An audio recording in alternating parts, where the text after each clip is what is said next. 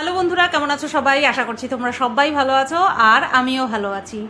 বেশ 3টে দিন খুব একদম স্বপ্নের জগতের মতন উড়ে উড়ে এলাম। হ্যাঁ, উড়ে উড়ে এলাম, বেশ দারুণ কাটালাম। আর বাড়ি চলে এসেছি, ব্যাকগ্রাউন্ড দেখে, নাইটি পরিহিত দেখে বুঝতেই পারছো। তো ভিডিও ওখানটায় গিয়ে কন্ট্রোভার্সি দুটো আমাকে করতে হয়েছে। একটা সেন্সিটিভ ইস্যু ছিল, আর আরেকটা দেখলাম এত বড় ব্লগার আমাকে নিয়ে ঘোলা জলে মাছ ধরতে বসেছে, সেই কারণের জন্য ওই দুটো ভিডিও আমি করেছিলাম। ঠিক আছে, তারপরে মাথার উপর দিয়ে অনেক জল বয়ে গেছে। অ্যাকচুয়ালি তোমরা দেখেছো, যখনই আমি মানে পারিবারিক দিক থেকে কোনো ভালো সময় কাটানোর কথা ভাবি বা কোনো কিছু বড় একটা করার কিছু প্ল্যান থাকে, যেমন ধরো এই ভেরি রিসেন্ট বলতাও নভেম্বরে বিবাহবার্ষিকী পালন করেছিলাম। তো এরকম যখনই কোনো কিছু করি তখনই না মানুষ নিজের বলে না আপা হারিয়ে ফেলে। আপাকে কি বলে, ওটাকে মেন্টাল হেলথকে একরকম টাইপের আপা বলে, যে আপা খো ব্যাটি হ্যাঁ। তো সেরকমই মানে তার মস্তিষ্ক বিকৃতি ঘটে যায় কিছু কিছু মানুষের, আর তারা এমন উল্টোপাল্টা কাজ করতে শুরু করে দেয়, এমন উল্টোপাল্টা কথা বলতে শুরু করে দেয়। তারপরে মানে কি বলবো, আর সবসময় ভাবে যে বেঁচে বেরিয়ে যাবে, সবসময় ভাবে যে বেঁচে বেরিয়ে যাবে, কিন্তু সবসময় যে সেটা হয় না, হওয়ার না, সেটাই হচ্ছে বিষয়। দেখো, এর মাঝখানে আরও একটা বিষয় ঘটেছে, সেটা হচ্ছে মহাসতীর ভাসুর আমাকে নিয়ে ভিডিও বানিয়েছে। আমি শুনেছি, অন গড বলছি, আমি দেখিনি আর আমি দেখবও না। তো মহাসতীর ভাসুরকে নিয়ে কি কথা বলেছিলাম, যে মহাসতীর ভিডিওতে ওই একটা স্কুটি দেখেছিলাম, কি ইলেকট্রিক স্কুটি কি পেট্রোলের স্কুটি সেই সমস্ত আমার কিছু জানা নেই, বাট একটা স্কুটি দেখেছিলাম, এবং ওই ভিডিওটার মধ্যে সেটা কি স্কুটি সেটা সেরকম কোনো বর্ণনাও ছিল না। সেটা দেখে তাদের ওই চোখের জল ফেলা, যে তাদের ফ্যামিলিতে টাকা পয়সার অভাব বা বাচ্চা দুটোকে ভর্তি করিয়েছে, হ্যাঁ না এই সমস্ত তুলে ধরেছিল। তো সেই পরিপ্রেক্ষিতেই মিথ্যাবাদী বলেছিলাম। তো তার পরিবর্তে নাকি আমাকে শাকচুন্নি শূর্পণখা বলা হয়েছে। আমি প্রথমে তো শুনে খুব হেসেছি। ঠিক আছে, মানে আমি যদি তাকে এখন বলতে বসি না, তার সে স্বভাবে কীরকম সেটা আমি বলতে পারবো না, কারণ আমি তার ভিডিও দেখি না, পার্সোনালি তো তাকে চিনিই না। হ্যাঁ, তো সেই কারণের জন্য তার স্বভাব নিয়ে তাকে বলতে পারবো না। তার মনে হয়েছে আমার স্বভাব দেখে বা আমার আচার আচরণ দেখে বা আমার ভিডিও দেখে তার মনে হয়েছে যে আমাকে শূর্পণখা বলা যায়, আমাকে শাকচুন্নি বলা যায়, সেই কারণে সে বলেছে, সেটা তার পার্সপেক্টিভ।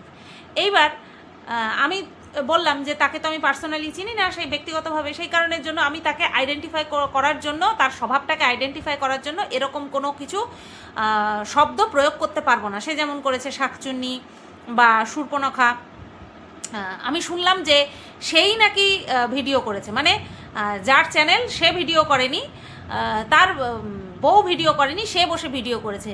আমি জাস্ট এইটাই ভাবছিলাম যে এদের পরিবারের সব পুরুষরাই কি এরকম মানে মহিলাদের থেকেও এক কদম এগিয়ে গিয়ে ঝগড়া করতে পারে? মানে জানা ছিল না, মানে একজনকে তো এতদিন দেখেছি, আরেকজনকেও দেখলাম। তো মনে হয় এরকম ঝুলির ভেতর থেকে অনেক কিছুই গুণাগুণ বেরিয়ে আসবে, গুণাগুণ বেগুন আগুন বেগুন সমস্ত কিছুই বেরিয়ে আসবে। তো এবার আমি তাকে কি বলবো? না আমি তার ভিডিও দেখেছি, না আমি তার ভিডিও দেখব, না আমি তাকে কন্টেন্ট করব। সবাইকেই যদি এরকম ভাও দেওয়া শুরু করি তাহলে তো হয়ে গেল, আমি সবাইকে কেন ভাও দেব বলো? তো এবার তাকে ভগবান, মানে ভগবান কি, সে জন্ম থেকে তার চোখ যেইভাবে পেয়েছে আর কি, দৃষ্টি ভঙ্গিটা আর কি, আমার মনে হয় তার মুখভঙ্গিও সেরকমই।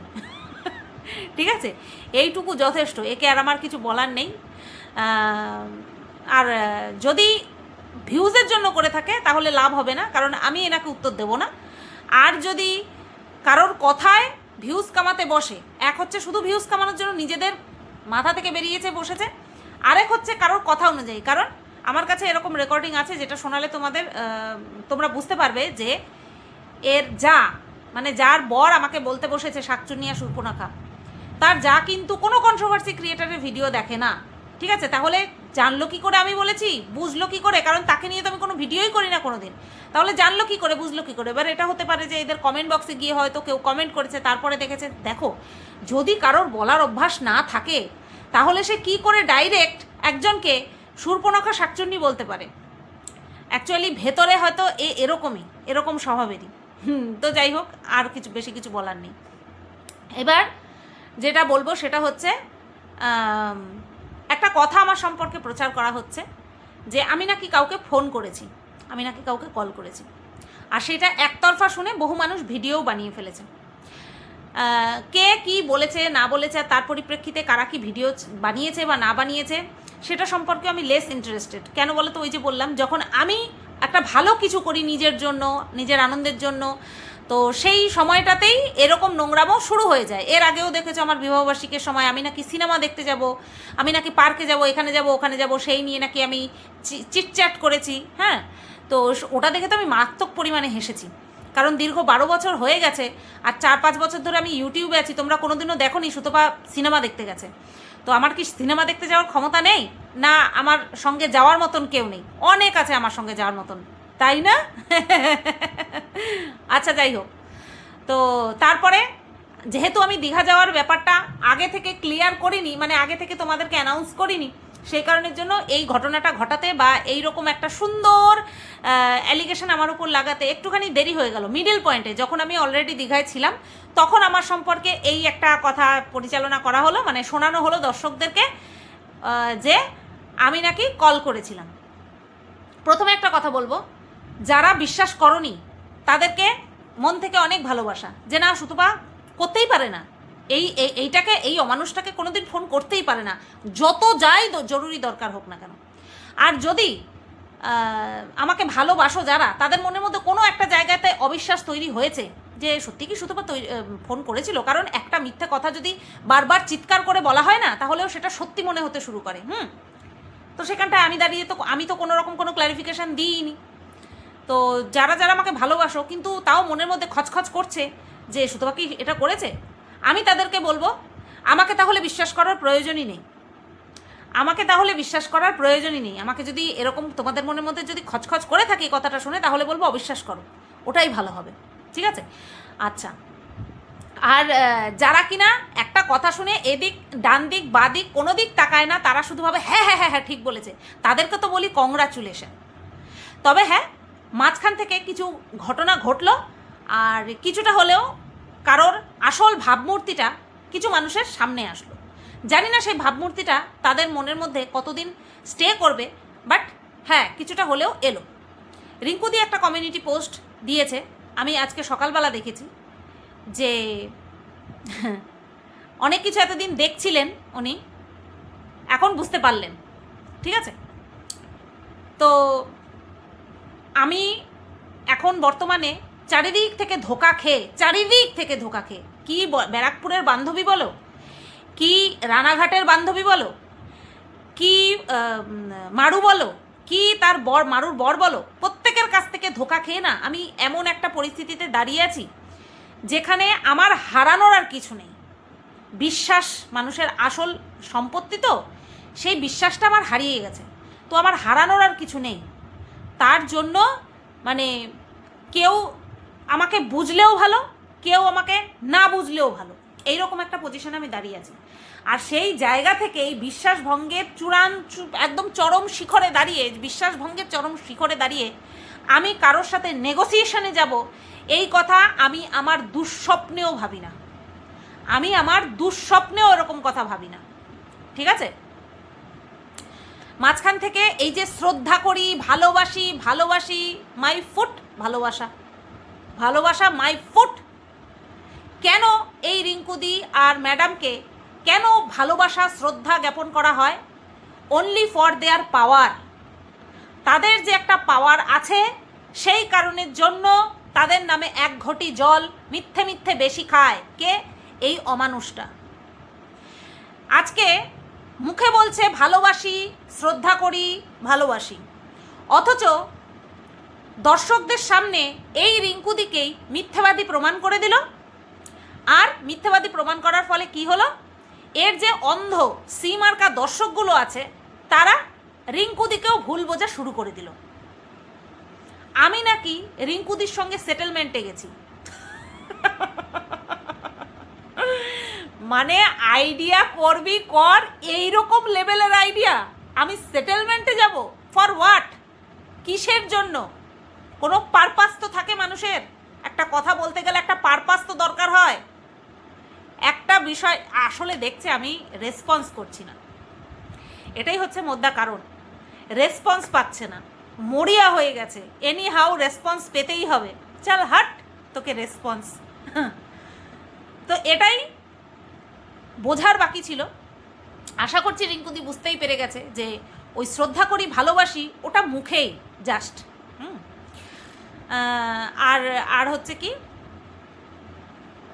একটা সত্য তুলে ধরার কথা, এই অমানুষ বলছে রিঙ্কুদিকে আপনি বলুন, রিঙ্কুদি বলছে তুমি বলেছো প্রথম, তুমি তুলেছো বিষয়টা, তুমি অপমানিত করেছো, তুমি কন্টেন্ট বানিয়েছো, তুমিই বলবে। কিভাবে বলবে? আছে কোনো প্রমাণ? দেখাতে পারবে কোনো প্রমাণ যে আমি ফোন করেছিলাম? কোনো প্রমাণ কি আছে? রেসপেক্টের আর জানে? সম্মানের সও জানে? জানে না। ওই সত্য উদ্ঘাটনের নাম করে শুধুমাত্র যে কন্টেন্ট করছে সেটা আবারও প্রমাণিত হয়ে গেল। যখন রিঙ্কুদি তুমি বলেছো যে তুমি আমাদের কন্টেন্ট বানিয়েছো, তুমি আমাদের অপমান করেছো, তখন কি বললো? আপনাদেরকে ঢুকতে কে বলেছে?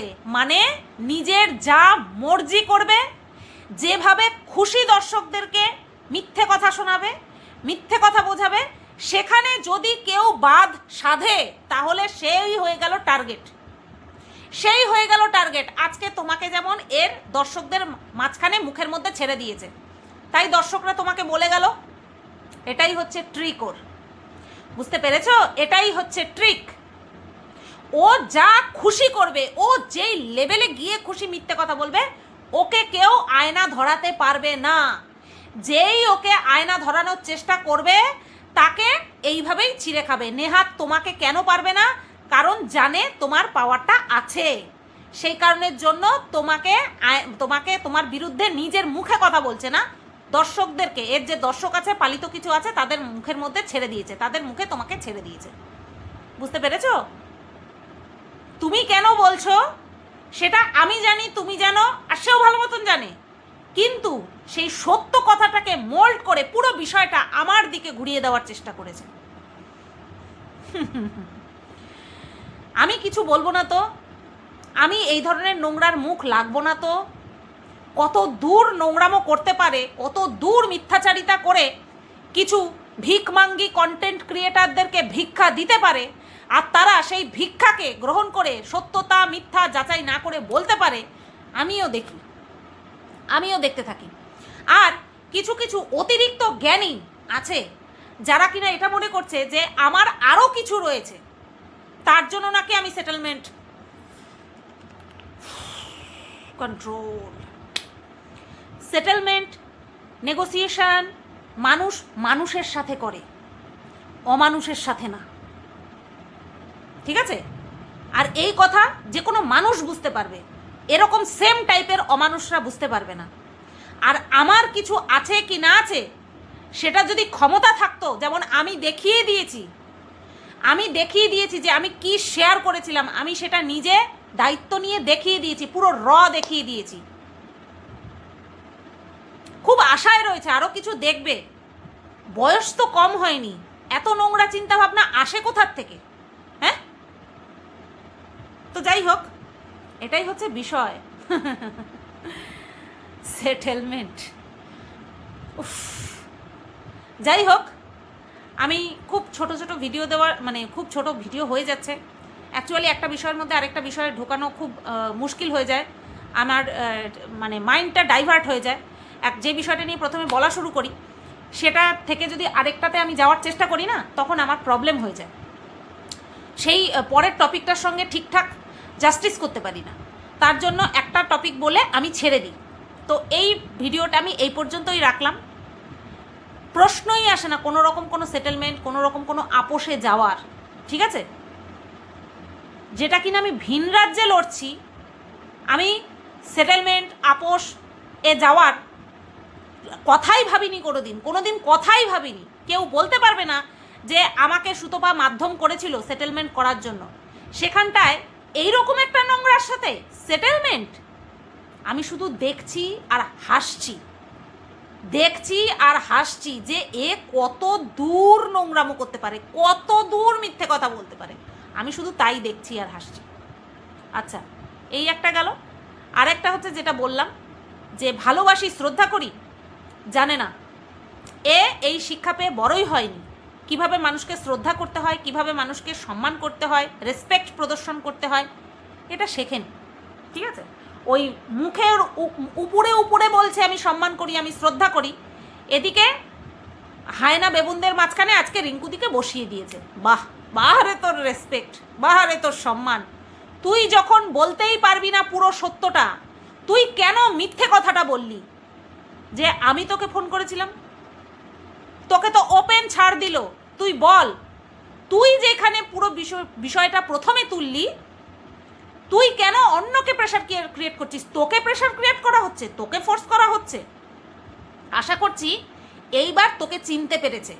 আমি রিঙ্কুদির কথাই বলবো, এইবার তোকে চিনতে পেরেছে তুই কি। ঠিক আছে, আর বাদবাকি রইল পরে আমি রিঙ্কুদিকে সেটেলমেন্ট করার কথা বলছি। আমার মনে হয় রিঙ্কুদি সত্যি কথা বলার দম রাখে। তোর চাটা দর্শকদের মতন আর কিছু চাটা কন্ট্রোভার্সি ক্রিয়েটার আছে তাদের মতন অতটা ভীতু উনি নয়। দেখলাম তো আজকে কমেন্টগুলো করছিল ডাটের মাথায়, বুঝতে পারলাম ওনার ক্ষমতা আছে। সত্যি কথা বলার ক্ষমতা। সবাইকে ভাবিস নাচাবি, সবাইকে সম্ভব ওইটুকু তো তুই, তোর হাইট অতটুকু, তোর মেন্টালিটি -0.00000, তোর মেন্টালিটি নরকের কীট তুই, বুঝলি? নরকের কীট। কোথায়? আমার তো কোনোদিনও প্রয়োজন পড়েনি তোকে নিয়ে মিথ্যে গাল গল্প দেওয়ার, কোনোদিনও তো প্রয়োজন পড়েনি। তোর প্রত্যেক মুহূর্তে প্রয়োজন পড়ে। যেই দেখিস আমি কোনো রেসপন্স করি না, একটা মিথ্যে কথা বলতে বসে যাস। এই হচ্ছে তোর অকাত, এই তোর সত্য উদ্ঘাটন। বললি না কেন? ছাড় দিয়েছিল তো, বললি না কেন? একটা কথা বলে চুপ করে গেলি। হ্যাঁ, যে আমি ফোন করেছিলাম, তোকে আমি ব্লক করে রেখেছি সব জায়গা থেকে। জানোয়ার, কি হোয়াটসঅ্যাপ, কি ফেসবুক, কি ফোন কল, সব জায়গা থেকে আমি তোকে ব্লক করে রেখেছি। তুই আমাকে ব্লক করিসনি। খুব আশা না মনে আমি তোকে ফোন করব, তার আগে চুল্লিতে যাব। এই ভিডিওটা এই পর্যন্তই রাখলাম বন্ধুরা। সবাই ভালো থেকো, সুস্থ থেকো, টাটা।